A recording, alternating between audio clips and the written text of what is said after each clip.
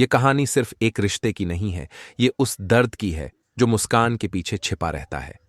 कहानी है चंद्रिका, देव, वसुधा और दिव्या की, एक जटिल रिश्तों की दुनिया जहां हर मोड़ पर चौंकाने वाले खुलासे होंगे। तो चलिए शुरू करते हैं इस भावनात्मक और रोमांच से भरी यात्रा को। यह कोई मामूली बात नहीं है, तुम शायद कभी समझ ही नहीं पाओगी।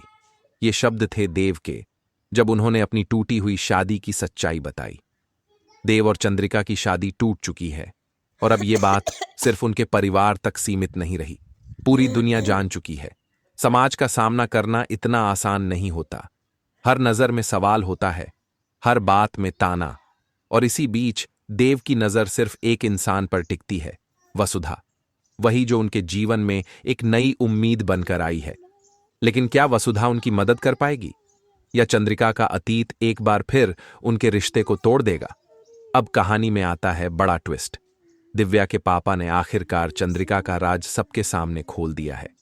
ये वही चंद्रिका है जो सालों से एक सच छुपाए हुए थी। और अब जब देव, वसुधा और अविनाश दिव्या के गांव गए हैं तो उन्हें वो सच्चाई दिखाई देती है जिसने सबके होश उड़ा दिए। उन्होंने देखा, दिव्या के घर की दीवार पर चंद्रिका और उनके पति की तस्वीर लगी हुई है। सवाल उठता है, ये तस्वीर यहां क्या कर रही है?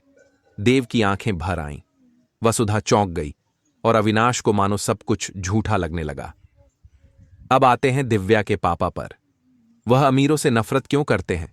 क्योंकि वह चंद्रिका और उसके परिवार से जुड़ी हर चीज से नफरत करते हैं। उनका मानना है कि अमीर लोग सिर्फ अपना फायदा देखते हैं और चंद्रिका इसका जीता जागता उदाहरण है। और यहीं होता है सबसे बड़ा झटका। अविनाश, जो दिव्या के पापा का दिल जीतने आए थे, उन्हें यह पता चलता है कि वह जिस परिवार से भागते रहे वही परिवार उनके सामने खड़ा है। क्योंकि अविनाश, देव और वसुधा सभी चंद्रिका से जुड़े हैं।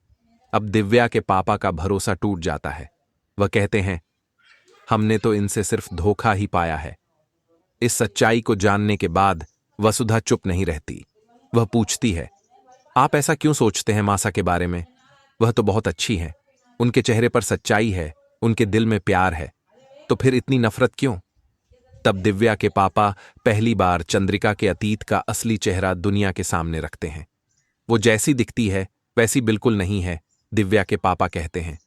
कभी वह भी एक सीधी सादी भोली लड़की थी, उसे सिर्फ प्यार देना आता था, लेना नहीं। लेकिन फिर एक दिन वो बदल गई। अब वो सिर्फ अपने बारे में सोचती है।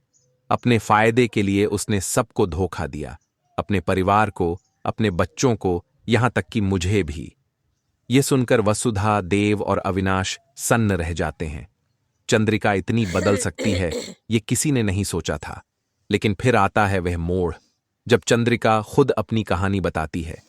चंद्रिका रोते हुए कहती है, मैं बुरी नहीं थी, मुझे भी प्यार चाहिए था, अपनापन चाहिए था, लेकिन हालात ने मुझे बदल दिया।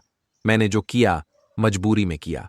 मैं टूट चुकी थी, अकेली थी, और उस वक्त कोई मेरे साथ नहीं था। उसके आंसू सब कुछ कह जाते हैं। हर वो दर्द जो उसने छिपा रखा था अब बाहर आ चुका है। अब सवाल यह है, क्या देव उसे माफ करेगा? क्या वसुधा उसे समझेगी? और क्या दिव्या के पापा उस चंद्रिका को दोबारा पहचान पाएंगे जिसे कभी उन्होंने अपनी बेटी की तरह चाहा था? अब कहानी में आएगा सबसे बड़ा मोड़। एक तरफ दिव्या के पापा हैं जो चंद्रिका को कभी माफ नहीं कर सकते। दूसरी ओर चंद्रिका है जो खुद को साबित करना चाहती है। और बीच में है देव, वसुधा और अविनाश, जिनका विश्वास डगमगा रहा है। क्या पुराने घाव भर पाएंगे? क्या रिश्ते फिर से जुड़ पाएंगे? हर रिश्ता एक धागे जैसा होता है, अगर खिंच गया तो टूट सकता है, लेकिन अगर संभाल लिया जाए तो और भी मजबूत हो जाता है। अब वक्त है सच्चाई से नजर मिलाने का। अब वक्त है चंद्रिका की कहानी को समझने का। तो दोस्तों, आप बताइए, क्या चंद्रिका को दूसरा मौका मिलना चाहिए? क्या एक इंसान की मजबूरी उसके सारे फैसले गलत साबित कर देती है? नीचे कमेंट में अपनी राय जरूर दें। हमें बताएं कि आप इस कहानी में सबसे ज्यादा किस मोड़ पर भावुक हुए।